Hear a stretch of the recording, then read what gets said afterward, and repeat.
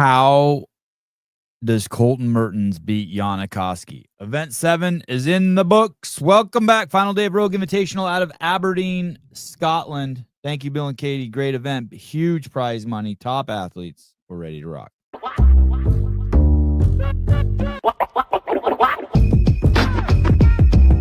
J.R. Howell, man, he gets it. He's your favorite programmer's favorite programmer.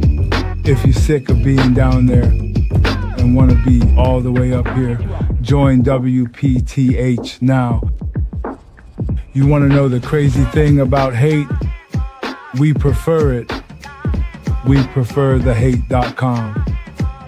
Tell them Beasley sent you. Welcome back for the Echo Bike. You earned it, Sevy. Great job this weekend. Thank you, Seema. Oh, I think Bill and Katie just got to send me one. I'm sure. They must be just in love with me right now. Gracias, Savanuccio, Ambastarditos. Bastardos. Those are retarded bastards, I think. Wow. J.R. Howell from CrossFit Crash, home of the Crash Crucible. Maybe, is the Crash Crescendo done? You still do Crash Crescendo? Yeah, it's in April. Oh, okay. And what will be next year's largest Masters showing ever, a new Masters event coming to Crash. Massive, huge prize money, expecting at least a dozen Masters athletes from around the world to show up for this one. Free registration, no online qualifier. All lies, everyone. Sponsored by on the Sabbath, no doubt. Sponsored by Depends.com. On the Sabbath. Sevy, is this Open Tab Hamilton Road on here? I don't know what Open Tab is, but I think it is Charlie Doobie's company that is doing the event. I don't know. Is Open Tab a production company? Oh, is that? Oh, Sevy, is this Open Tab? Oh, I don't know. I see what you're saying. I don't know. I know it's really weird. I know it's really weird when Kiki Dixon talks. I can't tell if it's Siri 2015 or if she's reading from cue cards. I don't know what's going on. That's not like her. Something weird's going on. It's like when you send it to the reporter in the field. You're like, all right, now we're going to listen to Kiki over on 120th and Giles. Sounds like she's reading from cue cards though, right? It's like each word is said separately. They're not the AI hasn't figured out how to talk in like smooth sentences. Right. They kick it to her and then she's just. And we're live. Do you know who's going to be the best floor commentator in 10 years? Who?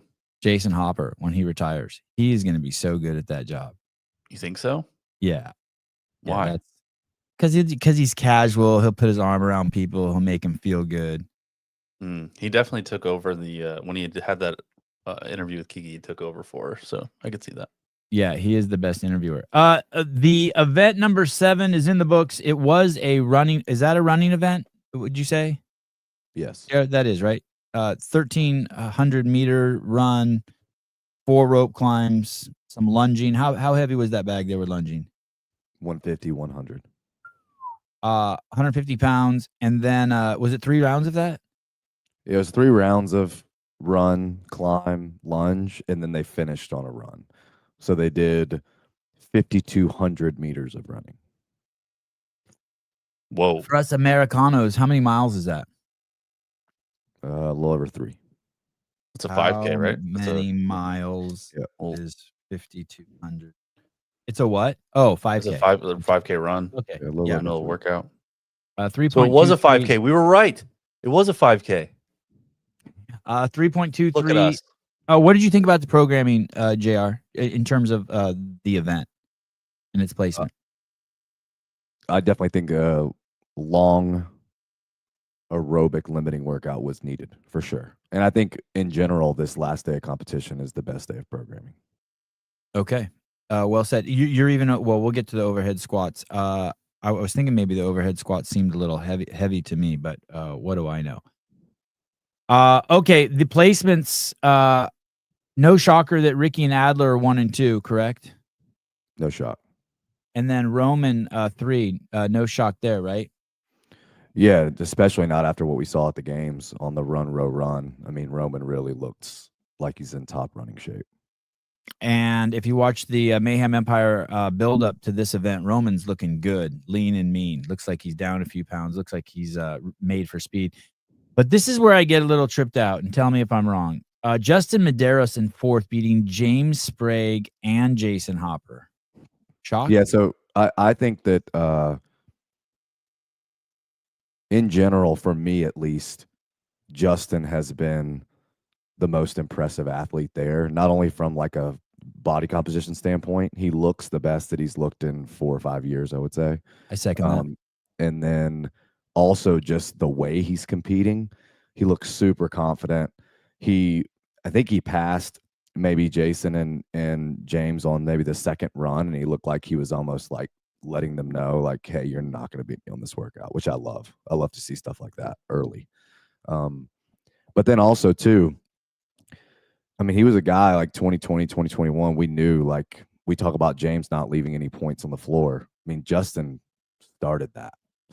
Like, Justin started that whole, hey, I maximize every single effort when I'm out there. And he looks like he's just that guy that's going to start doing that for this next season. I've just been really impressed with him. I think he spoke about not being able to do a lot of run training for maybe a couple years because of a foot issue he had going on.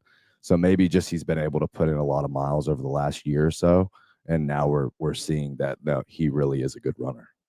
Justin's final lap looked as good as his first. I do want to throw this out there. Jake Chapman from the Base Show on the 7 podcast was an incredible event for the people here, not sure about at home, but was awesome spectatorship. Yeah, it was cool watching him run through the crowd. My first thought is like, hey, this is too narrow. This is fucked. But by the end, I was feeling it. I like the. I did like the run course. Lots of turns, challenging when you're that tired, and very close to the fans. Thoughts, JR? I thought it was incredible just turning it on this morning and hearing that they were running inside because of weather, and I was like, wait a minute. Like on a runner? So they pivoted. Wow, good job. Yeah, I mean, the fact that they could set that up is so cool, and that they've got that many barricades and they've got that layout to be able to do that with all the vendors and everybody already set up. I mean, what a cool way to be able to pivot and not just like run on runners or do Echo Bike instead or another machine or something like that, you know. And you know they could have done that. They had the resources to do that, and they Sure. took they took the hard route. Congrats to Bill and Katie for doing that. Yeah, that was really cool. Anytime you're at an event where you can reach out and touch the athletes, Tour de France style, or 2009 CrossFit Games hill sprint, anytime you can do that, it makes the viewing so much better. It's great, and I think it's great for the athletes too. I think they enjoy having the fans right on top of them. Absolutely amazing. That's a big pivot, both on the production team and Bill and Katie's side. Great job, guys, taking the hard route. As they went into the final set of rope climbs and lunges, James Sprague was ahead of Justin Medeiros. He got in there before him. He finished the implements before him. He finished the rope climbs and the sandbag before them. And then as Justin came out, started to come out of the stadium to start his final run, he had a shoe debacle. And his shoe came off, and he had to stop and adjust it, which probably took him 10 seconds. And then he held the lead on Justin for quite some time, and we didn't see the passing because the cameras had moved to someone else. But then when we came back to them, Justin had made his move, and Justin was looking good, big strides, looked fast. James just couldn't hold him off. What do you think happened there? Yeah, I think it's the final lap. I think Justin, I mean, couldn't hold him off, I guess, JR, or wouldn't hold him off. He might have. I mean, if you could have, you would have. So he didn't choose not to hold Justin off. He couldn't do anything about it. So yeah, I think that it just showed Justin's pacing and everything else. Just he was able to kick at the end, and James really wasn't. Also, if you're James going into a workout where you really need all the juice you can in your legs, and going into a finale, which for James looks really, really good, do you want to get into a race with Justin at the expense of 2 more events? I think the answer is no. And they're now separated by 20 points. James sitting in 5th place, Medeiros in 2nd. Medeiros has 5:35. James has 5:15. And what JR is saying here is that there's still hope for James. Jeff Bako, $1.99. Thank you very much. Ben McNeese. Is that a fake name that I'm getting? No, that's a JY Barbell athlete. Oh, okay. All right, Ben. Thanks for your service, Caleb. Do you think You're he's an athlete so that he could be close to the MILF posse, or because he actually thinks you're a good No, coach? he's remote. So Oh, okay.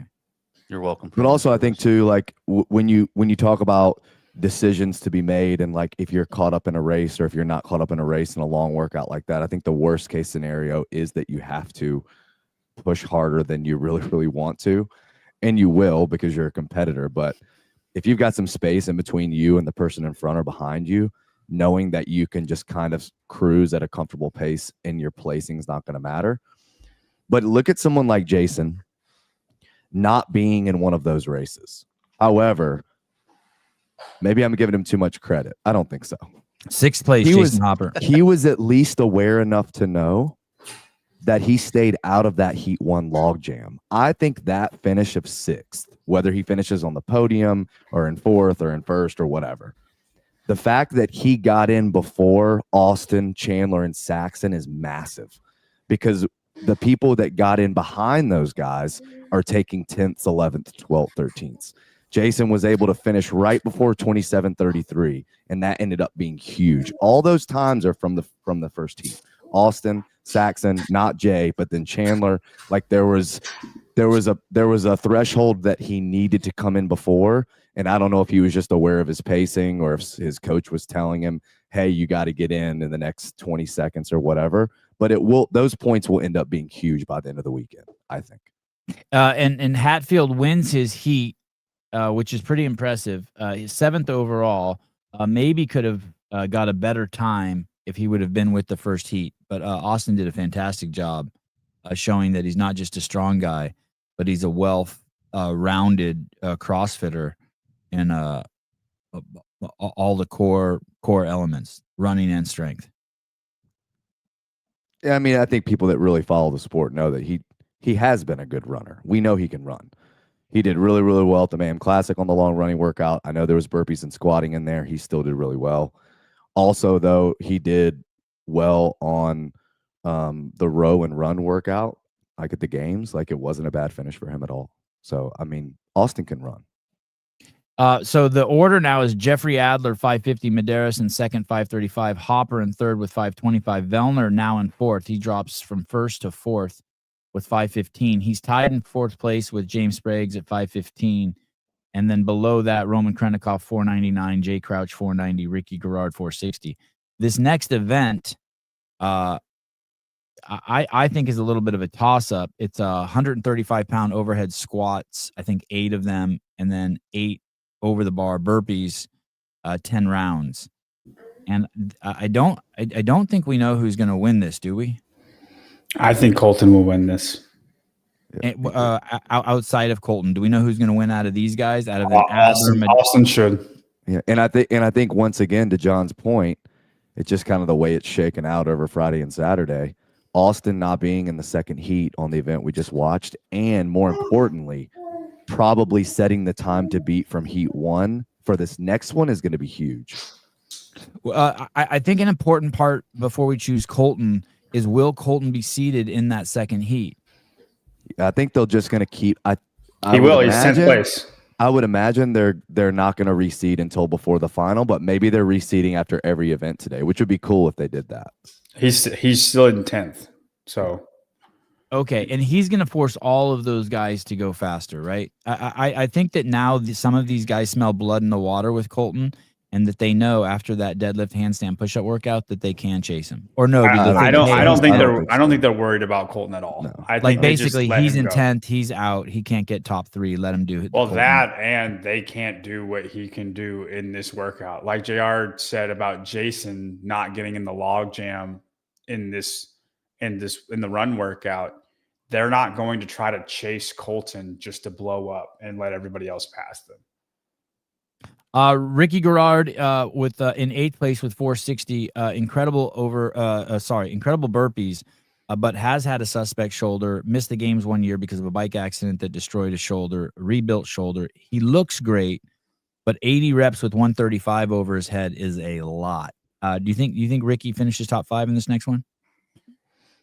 It's really hard to say. I think he can. I think this workout, other than Colton and Austin being great at it, it's incredibly hard to call who's going to do in any position because it's such a accessible workout. So there's going to be 10 spots literally within 15 seconds of each other. And it's hard to call until it happens. Like this is a really hard workout to call. Yeah. And I think that in general, we talked about a little bit maybe yesterday. Pat is a little bit of an outlier. I mean, he's got long arms, but he's not super tall. He's just really, really good. His whole career, burpee workouts have been awesome for him. So the weight is light enough. So the weight is light enough on the squats where it will probably come down to burpee cadence. And I think in general, though, the more man you have to move around, the harder it's going to be for you on this. I don't see as fit as Jason or Roman or Happalainen or any of those guys are, James. At the end of the day, like if you are not built for this fast cycle rate squatting and burpees, it's gonna be tough to get into that top 5. Like I would argue, I would be very surprised if any of the tall guys are in the top 5 on this. Any of them. I would argue that the duel, how it was so hard for a small guy to be successful in that workout, it's the same hard for a tall guy or the taller guys to be great in this workout. It's more aerobic, so the damage control will be way more controlled, right? If that makes sense. But to be top 5, I think it's this almost the same. You know, the difference in those two workouts, and I do agree with you that the body type juxtaposition is there. The only thing that's good about this next workout is after 2 rounds, it's not like they tell you, okay, after the 5 slow ones, you guys just stop. Okay, cool. Now after 2 more rounds, okay, you guys stop now. Yeah. Okay, after this round, you guys, like everyone's going to have to do it and feel it and finish it. But yeah, again, that's what I said at the beginning of the show about the programming. If you look at this workout and you know there's going to be big shifts on the leaderboard, it's going to happen again on the finale because the guys like Roman and James and Jason who are going to have to really fight on this next event, those are the guys to beat on the final. It will be somewhat predictable, though, how at least the tier groups, right? Like if Justin and James are within 10 points of each other, I think James is going to win, right? Like it's somewhat now, if it stays 20 points or even 30 points, then it gets interesting because it doesn't matter if James wins. Can Justin stay within 7 spots? That's where like the race for the podium gets really, really, really interesting. I think something wrong would have to happen with Jeff for him to lose. But it's not 100% it could happen. It's not impossible. Do you think Adler beats Medeiros, Jason, Vellner, and Sprague in this event number 8, overhead squats and burpees? By the way, excuse me, it's 6 burpees, not 8. I said 8, 6. Justin would be the one that I would say I don't know. I do think he'll beat the other 3. And you know, sorry, Sevon. No, go ahead. Looking at the rep scheme a little more closely and thinking about time per rep, because it is 8 and then 6 and not 8-8 or 6-6, the cycle rate of squatting may end up being more valuable here than burpee cadence because I don't know, 80 versus 60, like I think it's programmed really, really well on paper because of that, because you're trying to figure out which one's going to matter more. I am really curious how the flow is going to be set up here. If they have to move or if it's in one spot. Well, it's not an odd number of burpees. So if it were an odd number of burpees, if it were 8 and 7, then you could think, oh man, are they going to have 10 barbells in every lane where they just jump over and go right to the next bar? Kind of like they did for the thruster double under workout back in the day at the games. But because it's an even number, you would think they have to roll. You would think they only have 1 barbell on the floor right now. So aren't they doing strongman now? Oh no, they're getting ready. They're going right into. There's no strongman. Strongman's over. Yeah. So there's a quick turnaround with this one. So they're advancing. So that's just another aspect of urgency and how you do things. You know, how do you roll your bar? How do they make you roll it? Like all those kind of things. I mean, it looks like those are just maybe dots on the ground that tell them when they can start their burpees again. Like, I don't know. What's the start time for that, Caleb? Zoom out of the screen. Let's see if it says it on the screen. 1:35 GMT, so 15 minutes. Okay, let's go over to the women and talk about their race real quick, and then we'll come back and make choices and hopefully get a chance to look a little bit at the final event. Laura Horvat's currently sitting in first, Gazan second. Huge point spread, 70 points. Kerstetter with almost 100 points behind Gazan, 80 points behind Gazan, sitting in third. Then Lawson, 455. Ariel Lowen, 455, tied. And then sixth place, Danny Spiegel, 450. Danny is beating Lucy Campbell, the second fittest woman in the world, and Danielle Brandon and Brooke Wells. And she won't beat any of them at the end of the day. And Maddie Sturt, even with that run in there. In that event, Emma Lawson took first.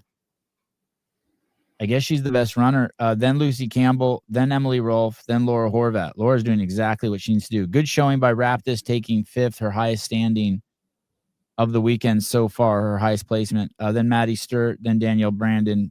Paige Rogers also doing well, showing us what we already know, that her engine is back. Then Grace Walton. Gazan taking a 10th. That didn't help her any. Ariel Lowen taking it's 11th. actually a really good placement for Alex. I thought she would be way worse than this. She's kind of in a tier of her own right now, isn't she? Like you have Laura, and then you have Alex, and then there's just a huge gap. Yep. I mean, the race. Go ahead. She's kind of on her own. Like I think she's I wouldn't say she's coasting, but she's definitely in a safe spot right now. In this style of competition, though, or in general? Because I think, John, you would say if it's a true fitness test, do you think the gap between Lucy and Alex is way closer, or do you think Lucy is above her? I think Lucy's above her. I think if they both did the games, I think Lucy is above her. Even with like new games programming, not last year's games programming. But this 10th place, though, on a run workout, I would argue is a very good placement for Alex. She usually is lower middle of the pack in running workouts. And this was a pretty all-out running workout. And I know it's got stuff in between, but Ricky beat everybody and Jeff was second. And 5K worth of running. Kind of a running Emma workout. Lawson won. Lucy was second. Like it's just a running workout. For her to beat somebody like Ariel Lowen, I think is very it's a very good placement for her. Let me ask you this. This is a little digression. Jack Farlow, Emma podium push incoming. Let me ask you guys this. You have Kerstetter at 460, Lawson at 455. We were talking about what's more relevant, the overhead squats or the burpees. You have to guess that Olivia's overhead squatting is going to be better than Emma's, but Emma's burpees may be better than Olivia's overhead squatting. The weight, 95 pounds for the girls. Who do you think wins that between those two? Kerstetter or Lawson in this next workout? Kerstetter. I think if Kerstetter, maybe I'm going to need you to calm down. I think if Kerstetter is within 2 spots of Lawson, then Olivia's going to be third place. Because of workout number 9. Yeah. So that's really the race to watch right Lawson there. Kerstetter, Lawson, Lowen. Lawson needs to put 5 spots between her and Olivia in this workout.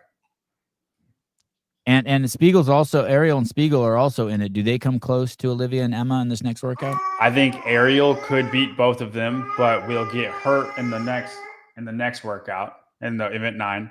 I think Danny will be bad, and I don't think she's going to hurt very badly in the last workout.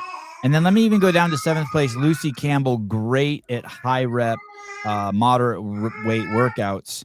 She's sitting in 7th. Could she have a huge jump here? Yeah. Could this even be an event win for her? I'll be honest. I think Lucy could get 3rd place. I think it's within the realm of possibility of 3rd place. In this workout? Overall. Okay. So you think Lucy Campbell could even win this next workout? Yeah, I do. I think she could win this next workout. I don't know. I think it's 25 points from 3rd. I think she could. Yeah. I think it's between Lucy and Danielle on this next workout. Brandon? I think so. If that's the case, I think I would take Lucy just because I think she'll push the transitions more. Like something Lucy's amazing at is pushing in places where other people don't push. She just can hurt more than everybody else. And then you go to the 50 cal. Is it 40 cal for the women? Do we know this, JR? Let's look at workout number 9. Let's look at workout number 9. It's a repeat workout, and I think it was 40 back in the day for them. It's 50 still it's 50 for both. It's still 50 for the women. I mean, I think that only helps Lucy.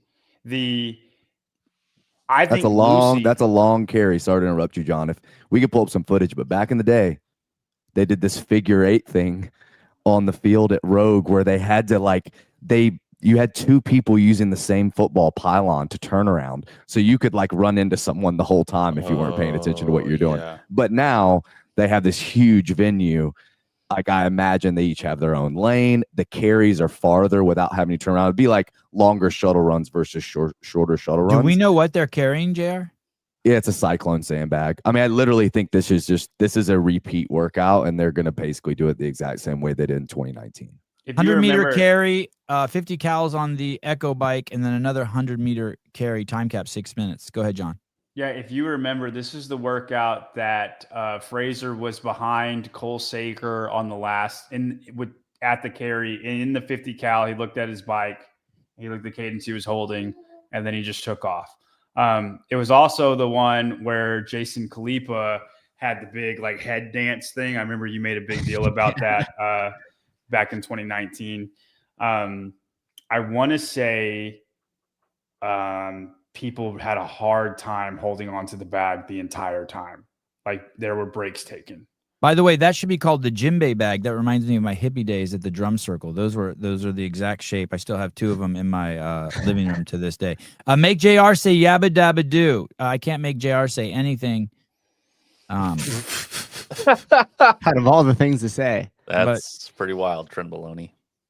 Increase that money and maybe we'll do something. Thank you. Does CHF stand for congestive heart failure? Why was a CHF there?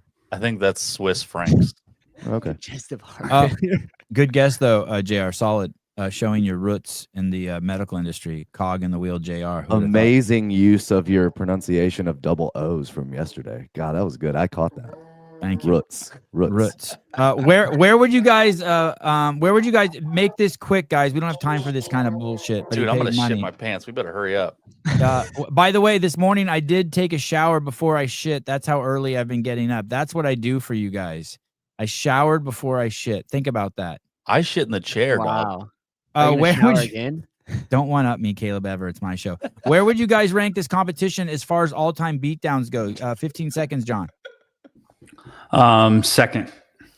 Really? Or third. Sorry, third. I think that there's been at least 4 or 5 games that maybe have a bigger. I think 2020 was worse just because there were so many events that ended on at Atlanta, and I'm going to say the 2009 games. Just I was thinking nobody was prepared. Yeah. JR, all-time beatdowns. Oh, I don't know. I'd have to do. I wouldn't want to say until I went back and actually researched. But I will say that guys like Pat, and I think Sevon, you said this yesterday, that he's just okay, let's do this. Let's go. He is from that age. He did 2015, 2016, 2017, 2018 games. He is used to this kind of stuff. It is not this is such a beatdown. I'm so this is not how volume is supposed to be done. Guys like him are from that era, and there's not many of those guys left.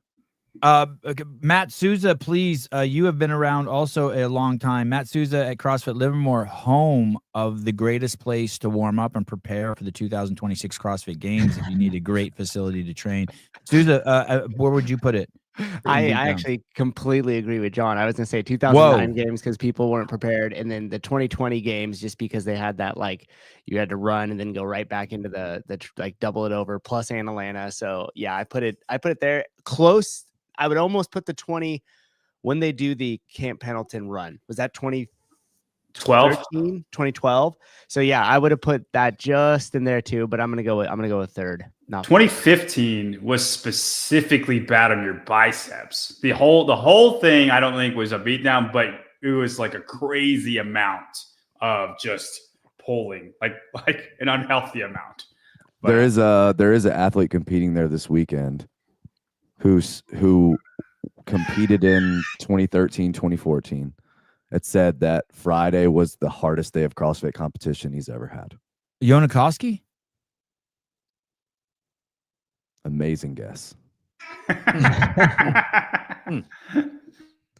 the way, Yonikoski completely shit the bed on the run. Let's just put it out of our system that Yonikoski Hey, I was saying this Friday to me still ranks up there as the hardest days ever in competition. Yeah, that was crazy. Because heavy DT and Murph alone is enough to make it just a crazy beatdown. God, that was horrible to watch. Yeah. Well, and you and then you think about the legless rope climbs, the bar muscle ups, and back then nobody could pegboard. So 4-day imagine what workout you're- though, 4 days, Oh, not 3, 4. well, nobody could Yeah. pegboard, so they basically didn't even do one of the but workouts. but just trying, like them trying. Think how hard your first pegboard was. I Yeah. know because of like a few days ago at Crash, your I still biceps don't know. I've were never done done a after pegboard. one. Yeah, this Pegboards was were this always was easy this for was me. the bike. Go back and watch the behind the scenes that Sevon did, and like so many of the athletes before pedal to the metal are like, I woke up this morning and like I had to force my arm to straighten to a straightened position. That's right. I don't want to grab my ankles here, but I do want to do a little bit of humility here. There's been this dance monkey dance talk that the athletes have been like, hey, don't treat us like dance monkey dance. And I always had this really hard stance like, fuck you, dance, bitch, or get off the stage.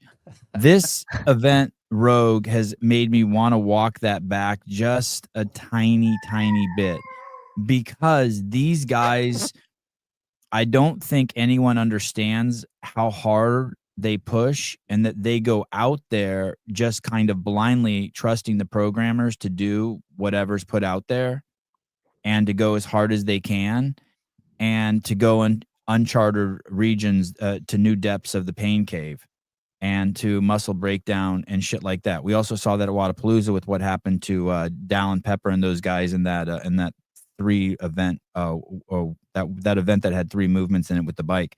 It's kind of, after all these years, it's made me think, wow, people really, really do need to pay attention to programming and take care of the athletes in that sense. I'm willing to concede a little bit of turf on that now after seeing event 3 go.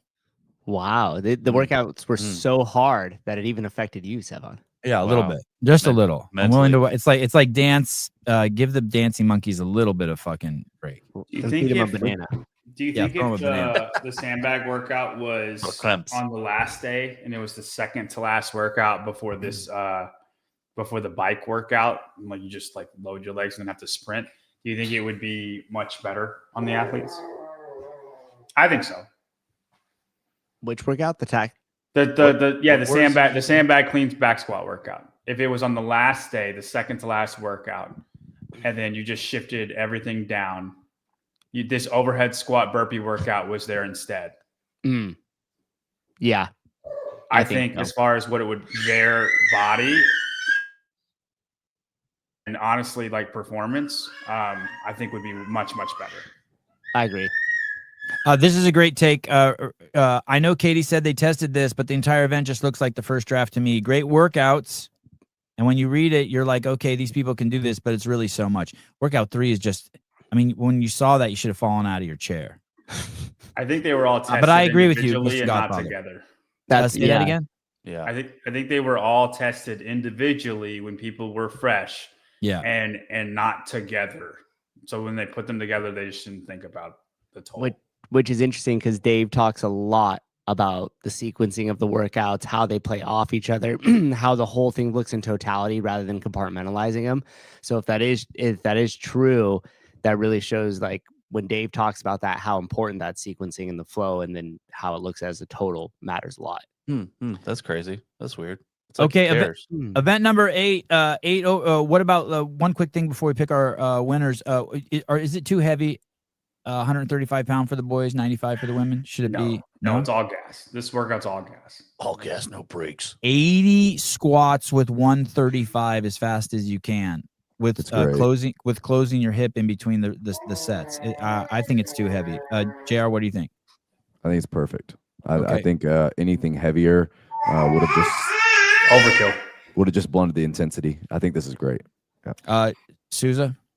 Yeah, I agree with Jared. But like, when I look at this, I would if I were to program it for the gym or something like that, I switch it. Like the female weight would be the men's RX weight, and then you would get the same stimulus, and then women's would be like 65. So for this level of athlete, I agree. Like 135/95 is the same as a 95/65 for like a normal class workout. So yes, good weight. All right. Would you go 135/95 front squat? You think that would be the same stimulus gas wise? Because I think I'm just this is not for the competition, but for a regular class. Regular class? Yeah. Yep. You know what I'm saying? Just to make it the same kind of urgency. Yes. Mm-hmm.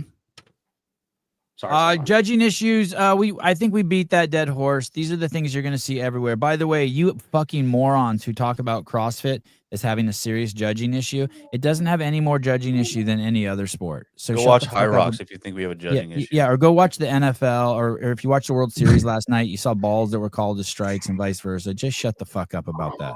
Human errors. Don't act like we're out there separate from the rest of them. I mean, basketball's fucking got gambling. You fucking The morons, mafia, people dude. cheating. Yeah, scumbags. And you're not allowed to criticize if you're outside the space either.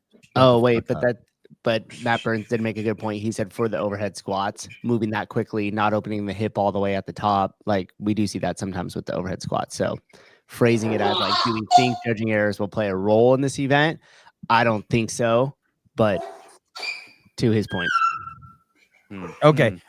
Let's pick the women for the overhead squat workout and burpee workout. We got Horvat, Gazan, Kerstetter, Lawson, Lowen, Spiegel, Campbell, Danielle Brandon, Brooke Wells, Maddie Sturt, Paige Rogers, Alexis Raptis, Gracie Walt, Manon Anganese, Emily Rolfe, Elisa Fuliano, Abigail Domet, Paige Semenza, Emma Tall, and nope, Emma's out. Haley Adams still in last place, by the way. Emma Tall's pulled out for 4 events, and she's still beating Haley Adams. That's brutal, dog. Go ahead, John. Who are your women? 1, 2, 3. I'm going to take Lucy. And then for my 2, I mean, I'll rock with JR. I'll say Danielle. And then for the 3, I'll go Ariel. Okay. JR? Lucy, Danielle, Emma. Emma, okay, good. Souza? I'm gonna go with Kerstetter. Yeah, Ariel. Crazy. And for my last one there, I'm gonna go with Lucy as well too. Okay, Kerstetter, Ariel, and Lucy. Mr. Beaver. I'm gonna go Alexis, Emma, and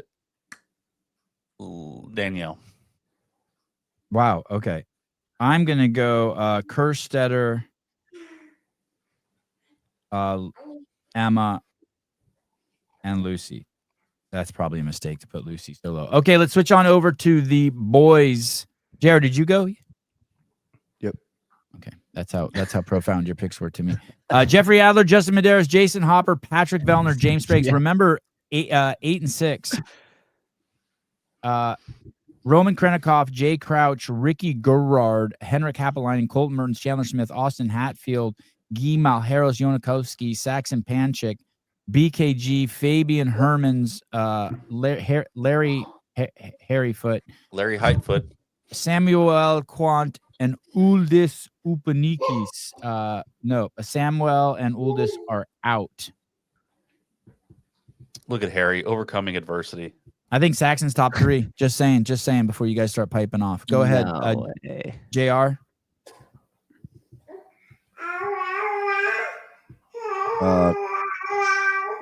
Yeah.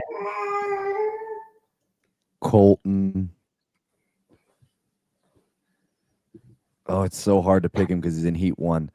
Colton. Do it. I'm going to. How do you know he's in Heat 1? How do you know? Colton Austin. He's in bottom 10. Colton Austin J. No, Colton's in Heat 2, isn't he? Austin. No, I was talking about Austin. Austin. Sorry. Oh. Colton Austin J. I'm with you though, JR. I have the same struggle in my Heat 1. Oh, I'm on the fucking wrong stream. Oh, the girls are getting ready to go. Heat 1 of the girls. Yeah, they're lined up right now. Okay, who did you say? Say it one more time, JR. Colton Austin J. Colton Austin J. Oh, Jay Crouch. Can't sleep on old Jay. Jay will hit a wall. John. I'm going Colton, Austin, and then Ricky. Okay. Souza. Colton, of course. And then this is just I'm just picking it. I would pick Vellner, but I actually don't want to see him make a push out here. So I'm gonna go with Justin, and I'm gonna go with Hopper. Wow. Yeah. I like it. Hopper wins Rogue if he does that. Yeah, lots of favoritism on my part here. Caleb. I'm gonna pick Chandler, Colton, and Justin.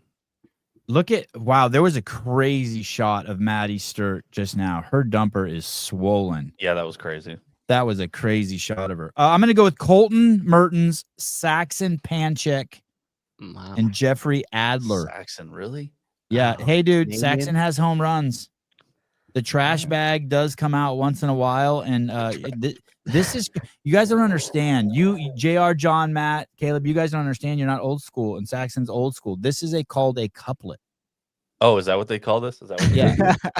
And Saxon is the king of couplets and triplets. Some might even put a classic before couplet. Yeah, thank you. Wow. Thank you. Wow. Okay. All All right. right, Chase. Classic. Fucking JR Yeah, the one-upping classic. me. The classic. All right, guys. I don't know if we're going to be able to come back between events 8 and 9. We will try, even if it's for 15 minutes. Love you guys. Enjoy the show. Head on over to the Rogue Fitness stream. Check it out. And Or we'll the talk to you soon. Spincast, because we're going to be on. Oh, as yes. well. But Sorry. this is- Spincast. you Yeah, do- yeah. You do you. Put on both. All right, guys. We will talk to you soon. Remember, there are not a lot of coaching spaces available if you want to be coached by the best.